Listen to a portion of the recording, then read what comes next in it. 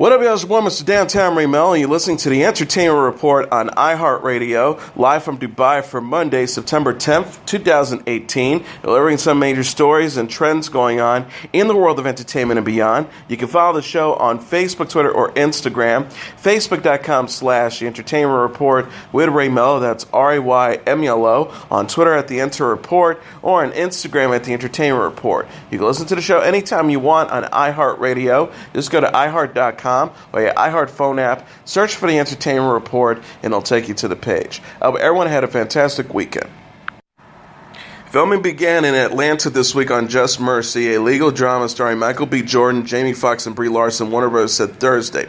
Destin Daniel Cretton is directing the adaptation of Bryan Stevenson's nonfiction book about a graduate of Harvard Law School who heads to Alabama to defend people who have been wrongly accused of crimes. Black Panther actor Jordan plays the lawyer, Room Oscar winner Larson plays the local advocate who helps him, and Ray Oscar winner Fox plays their client.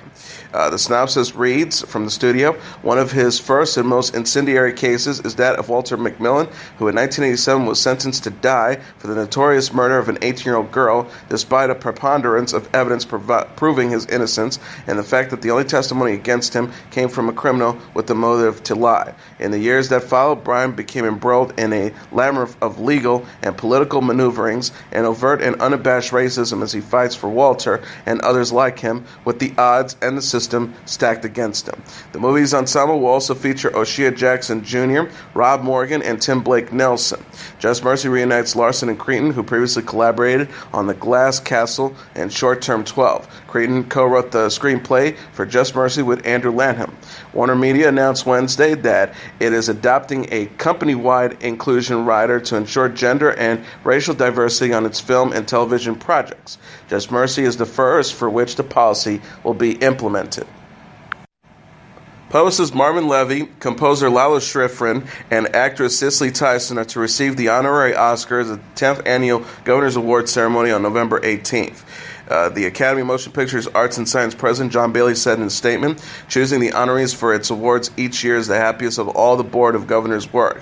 And this year, its selection of 5 iconic artists was made with universal acclaim by the Academy's 54 spirited governors. Tyson's fellow artists were quick to congratulate her on Twitter. Filmmaker Debbie Allen tweeted, "So happy to see I am Cicely Tyson included on this list of honorees. Bravo, at the Academy." Actress-producer Viola Davis wrote in her own post, "This gives me life. Beyond deserve. Love you, beauty. I am Cicely Tyson." Husband and wife producers Kathleen Kennedy and Frank Marshall, whose credits include E.T., The Extraterrestrial, the Indiana Jones and Star Wars franchises, and Schindler's List, will be honored with the Irving G. Thalberg Memorial Award at the Governor's Award Gala, which is to take place at the Ray Dolby Ballroom at Hollywood and Highland Center in Hollywood. Frank Marshall tweeted, "Kathy and I are deeply honored to be recognized by the Academy with the Irving Thalberg Award and congratulate Marvin Levy, Lalo Schifrin, and Cicely Tyson on their well-deserved honorary Oscars. Thanks for all the good wishes. It will be a grand celebration at the Academy at Amblin."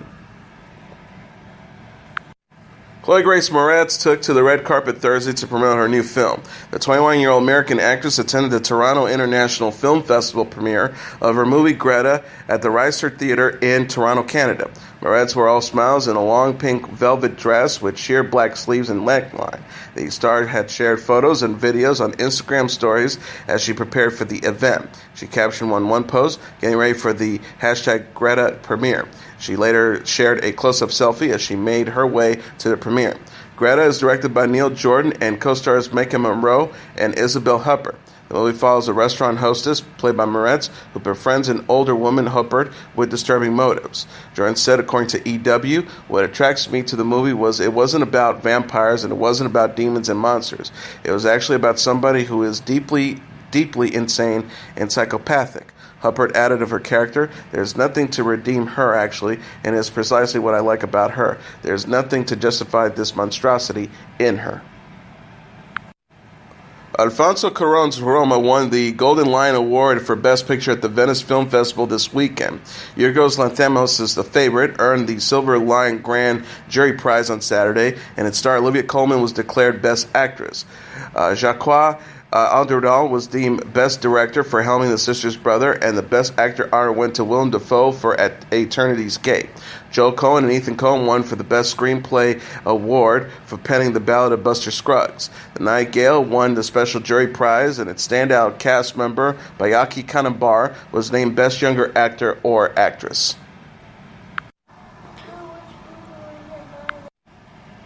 HBO has renewed its comedies Ballers and Insecure for a fifth and fourth season, respectively. Dwayne Johnson stars in Ballers, a show about a past and present pro football players striving to stay in the game. Season 4, which kicked off August 12th, co-stars John David Washington, Ram Cordoy, Omar Benson Miller, Donovan Carter, Troy Garrity, London Brown, and Brittany S. Hall. The official Ballers Twitter feed said Thursday, the hustle continues. Hashtag Ballers is renewed for Season 5.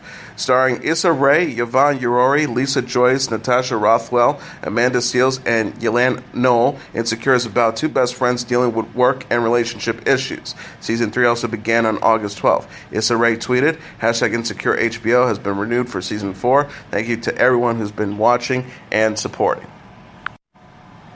Alec Baldwin, Rachel Brosnahan, Millie Bobby Brown, and Kit Harington are to be presenters at the Emmy Awards ceremony in Los Angeles on September 17th. Other celebrities confirmed to take part in the gala, which will air live on NBC, are Michael Douglas, Tina Fey, Taraji P. Henson, Tracy Morgan, Kate McKinnon, Bob Odenkirk, Sandra Oh, and Constance Wu. The show honoring excellence in television will be hosted by Saturday Night Live stars Michael Che and Colin Jost. Harrington's Game of Thrones leads the field with 22 nominations. Saturday Night Live and Westworld are up for 21 prizes apiece, and The Handmaid's Tale is nominated for 20. Tiffany Haddish has won an Emmy for Outstanding Guest Actress in a Comedy for her appearance on Saturday Night Live. Atlanta actor Cat Williams was the winner for the Outstanding Guest Actor in a Comedy honor at Saturday's Creative Artists Ceremony in Los Angeles. Ron Cephas took home the prize for Outstanding Guest Actor in a drama for his work on This Is Us, and Samira Wiley received the Outstanding Guest Actress in a Drama statuette for her performance in The Handmaid's Tale. USS Callister, an episode of Black Mirror, won for Outstanding Television Movie, Outstanding Sound Editing for Limited Series, Movie or Special, and Outstanding Single Camera Picture Editing for a Limited Series or Movie.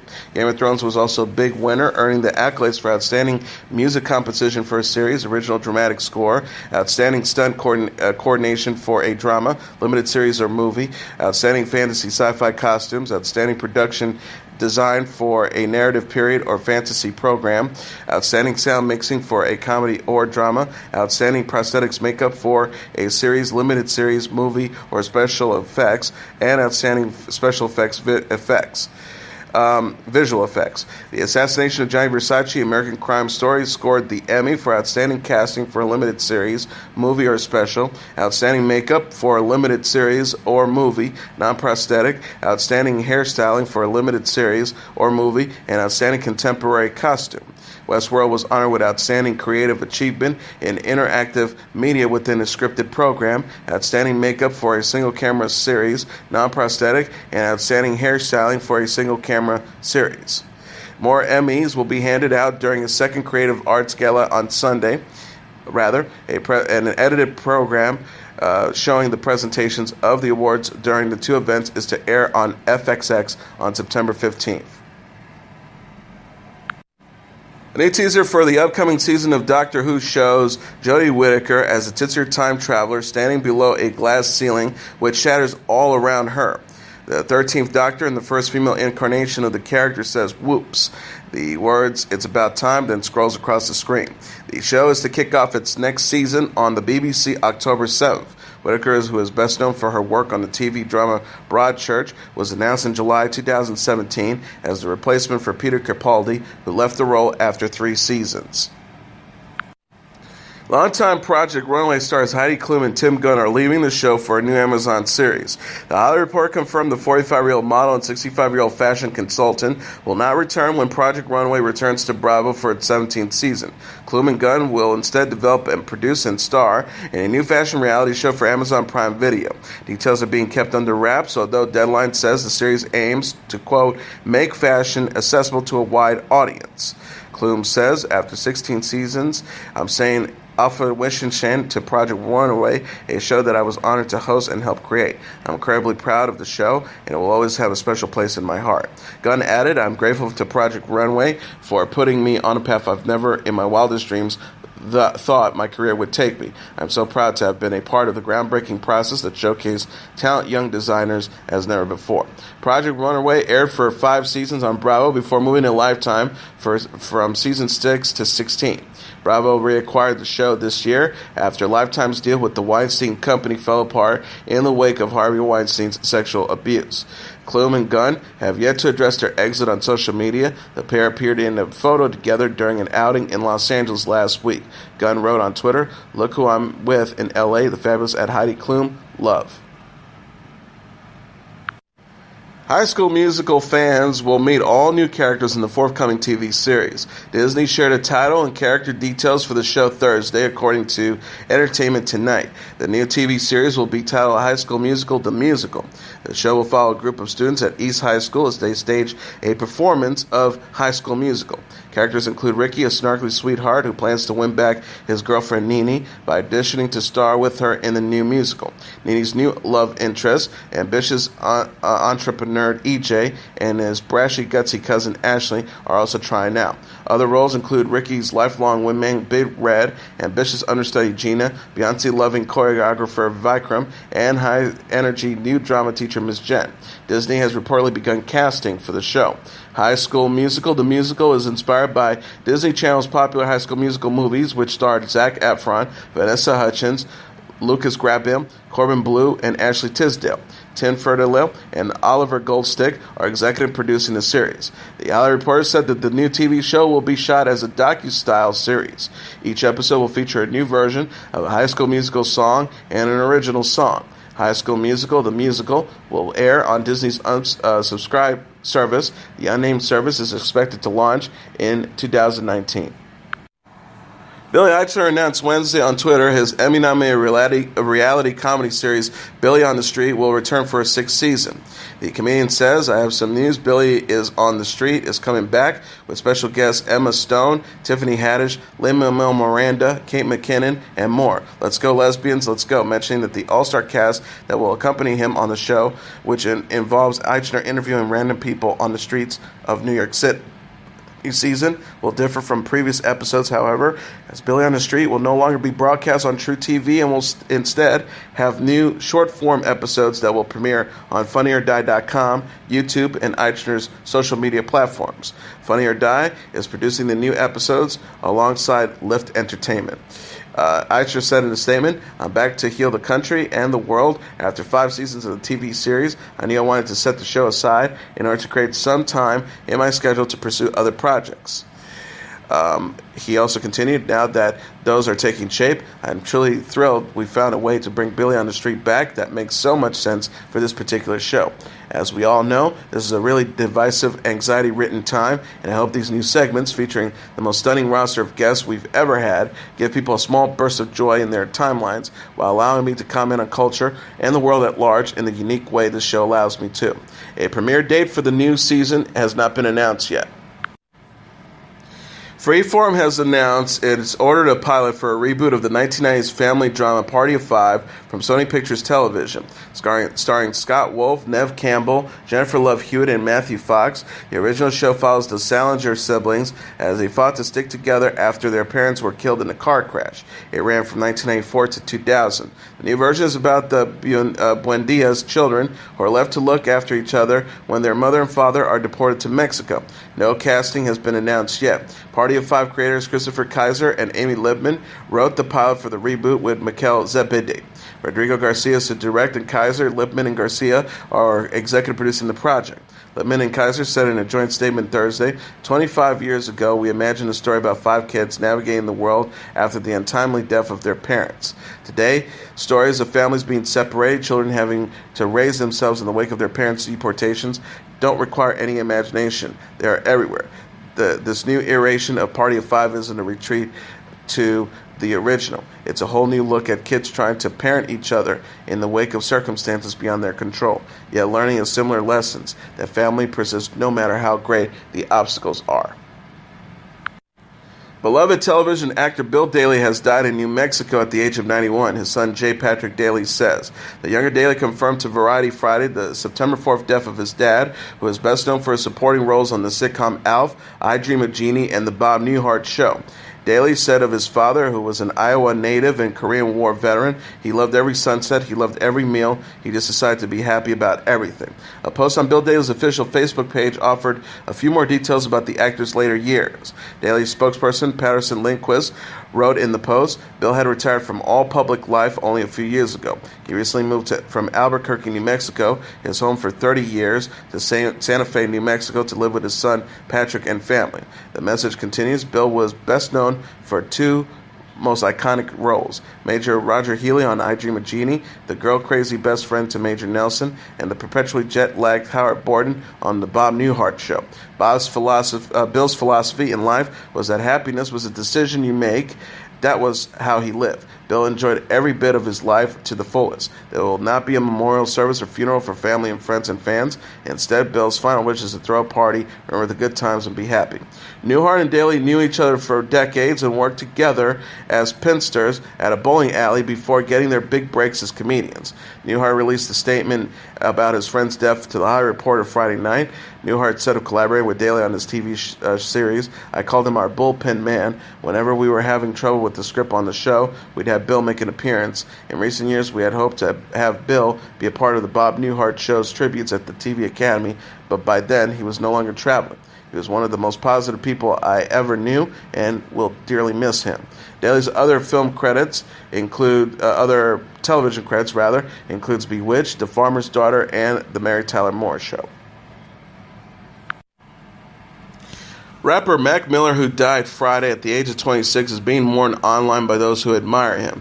The artist was at his California home when a friend called 911 saying Miller was in cardiac arrest. The cause of his death has not been disclosed, but some reports say that he died from an overdose.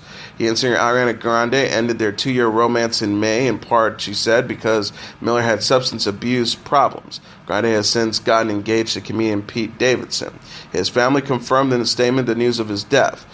It said, Malcolm McCormick, known and adored by fans as Mac Miller, has tragically passed away at the age of 26. He was a bright light in this world for his family, friends, and fans. Thank you for your prayers. Please respect our privacy. There are no further details as to the cause of his death at this time. His celebrity friends took to social media to express their grief. Chance the Rapper tweeted, I don't know what to say. Mac Miller took me on my second tour ever, but beyond helped me launch my career. He was one of the sweetest guys I ever knew. Great man. I love him for real. I'm completely heartbroken. God bless him. Shawn Mendes, the singer, wrote, Unreal, so sad, rest in peace, Mac Miller. Comedian James Corden wrote, I never met Mac Miller, but was a fan of his spirit. Seeing this tweet and then listening to this song today is heartbreaking. It's so sad. Recording artist Noah Cyrus says, I'm at a loss for words. We lost an inspiration to fans and many musicians. You're a musical icon forever. Rest in peace, Mac Miller. Jane Smith tweeted, Long live Mac Miller. Rest in peace. We love you. Rapper Khalid wrote, This hurts my heart, man. Rest in peace, bro, at Mac Miller. Warner Brothers Chairman and Chief Operating Officer Tom Corson wrote in a statement, All of us at Warner Brothers Records are deeply shocked and saddened by the tragic news of Mac Miller's untimely passing. Mac was a hugely gifted and inspiring artist with a pioneering spirit and a sense of humor that touched everyone he met. Mac's death is a devastating loss and cuts short a life and a talent of huge potential where the possibilities felt limitless. We join all of his fans across the globe in extending our thoughts and prayers to his family. Rapper and new mom Cardi B posted an expletive-filled rant on Instagram the morning after she argued with Nicki Minaj at a New York Fashion Week party. Cardi B addressed an unnamed person in the post, explaining she had tried to settle their differences calmly and privately in the past, but couldn't restrain herself Friday.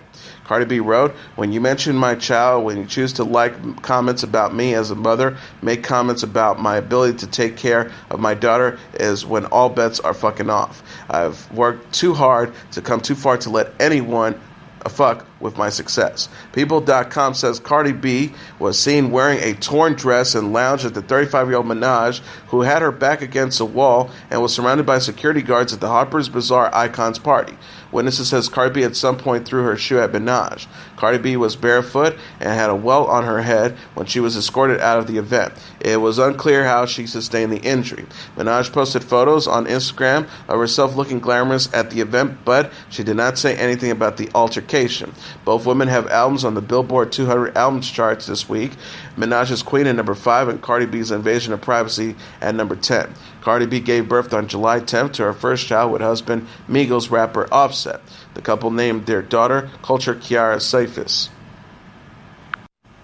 The South Korean boy band BTS's Love Yourself Answer is number 1 on the U.S. album charts. Coming in number 2 on Saturday's Billboard 200 rosters is Travis Scott's Astro World, followed by Drake's Scorpion number 3, Ariana Grande's Sweetener number 4, and Nicki Minaj's Queen in number 5. Rounding out the top tier are Post Malone's Beer Bongs and Bentley at number 6, Ozuna's Aurora number 7, Triple X Tentacion 17 and number 8, Juice WRLD's Goodbye and Good Riddance at number 9, and Cardi B's Invasion of Privacy at number 10. The Nun, the latest addition to the Conjuring horror universe, is the number 1 movie in North America, earning $53.5 million in receipts during its opening weekend, BoxOfficeMojo.com announced Sunday. Coming in number 2 is Crazy Rich Asians with $13.6 million, followed by Peppermint at number 3 with $13.3 million, The Meg at number 4 with $6 million, and Searching at number 5 with $4.5 million. Rounding up the top tier are Mission Impossible Fallout at number 6 with $3.8 million, Disney's Christopher Robin at number 7 with $3.2 million, Operation Finale at number 8 with $3 million, Alpha at number 9 with $2.5 million, and Black Klansman at number 10 with $1.6 million. And now let's take a look at what happened on this date in entertainment history. On this date in 1981, Nirvana's Smell Like Teen Spirit is released as a single. You either had to be part of a fairly small subculture of music fans or a professional on the business side of the music industry to have heard of Nirvana before the autumn of 1981. To the few who followed their particular brand of alternative music before alternative went mainstream, Nirvana had announced themselves as a band to watch with their independently produced 1989 album Bleach. And to the music business pros who knew that Bleach sold 30,000 copies after being produced for only $600, Nirvana was seen as a prime candidate for a breakout with their second album being released by the major label Geffen Records. But absolutely no fan, not Nirvana's biggest fans, not their biggest industry supporters, and certainly not the band members themselves, suspected the magnitude of what was about to happen. In just a few short months, a group that was completely non-entity to the mainstream music-buying public would become the most important rock band on earth. The transformation began on this date in 1981 with the release of Nirvana's landmark single, Smells Like Teen Spirit. The song Nirvana's label management hoped would be a hit off the band's forthcoming album, Nevermind, was Come As You Are, which was set for release later in the fall. Smells Like Teen Spirit was released quietly and without significant promotion in the hopes that it would begin building awareness of the new album among listeners to college and alternative radio. Nirvana's manager, Danny Goldberg, later recalled, "None of us heard it as a crossover song, but the public heard it and it was instantaneous. They heard it on alternative radio and then they rushed out like lemmings to buy it." Kurt Cobain, Nirvana's guitarist, lead singer, and primary songwriter, had to be talked into even including Smells Like Teen Spirit on Nevermind by his bandmates bassist Chris Novoselic and drummer Dave Grohl. He was self-conscious about a song he'd written as a conscious rip-off of the Pixies' Hard and Loud, then Soft and Quiet style. But most of the millions who would soon become Nirvana fans have probably never heard of the Pixies or the other punk, hardcore, and alternative bands that had inspired and influenced Kurt Cobain. He was the product of an underground scene far outside the pop music mainstream, but his gift for challenging the noise and anger of that scene into brilliantly accessible songs like Smells Like Teen Spirit ended up redefining the mainstream itself. Also on this date in 2000, Halle Berry wins an Emmy Award for Outstanding Lead Actress in a miniseries or movie for her portrayal of the actress Dorothy Dandridge in Introducing Dorothy Dandridge. Dandridge, the star of 1954's Carmen Jones, was the first African-American performer to be nominated for an Academy Award in the Best Actress category. In 2002, Berry became the first African-American to win the Best Actress Oscar for a performance in Monsters Ball. Dandridge was born on November 9th, 1922 in Cleveland, Ohio. As a child, she performed in a touring act with her sister. Her feature film career began in the mid-1930s. While she made a number of movies, her role was fairly limited to her race. In 1954, Dandridge appeared in the movie musical Carmen Jones, which was directed by Otto Preminger and featured an all-black cast that included Harry Belafonte, Pearl Bailey, and Diane Carroll. Dandridge received an Academy Award nomination for Best Actress for her performance in the title role. At the time, only one African-American woman had ever received an Academy Award, Hattie McDaniel, who won in the Best Supporting Actress category for 1939's Gone with the Wind. Dandridge lost the Oscar to Grace Kelly, who won that year for her performance in The Country Girl. Dandridge endured a number of tragedies in her personal life and eventually suffered a nervous breakdown. She died on September 8, 1965, at the age of 42 from an accidental drug overdose. Dandridge was largely forgotten in the entertainment industry until the 1980s, when prominent black actresses began to speak publicly about her legacy. In 1999, Halle Berry portrayed Dandridge in the HBO biopic. Born on August 14, 1966, in Cleveland, Ohio, Berry was a former beauty queen whose breakout film role was her portrayal of a drug addict in Spike Lee's Jungle Fever in 1991. She went on to star in such movies as Losing Isaiah, 1995, Bulworth, 1998, X-Men 2000, Die Another Day, 2002, and Gothica in 2003.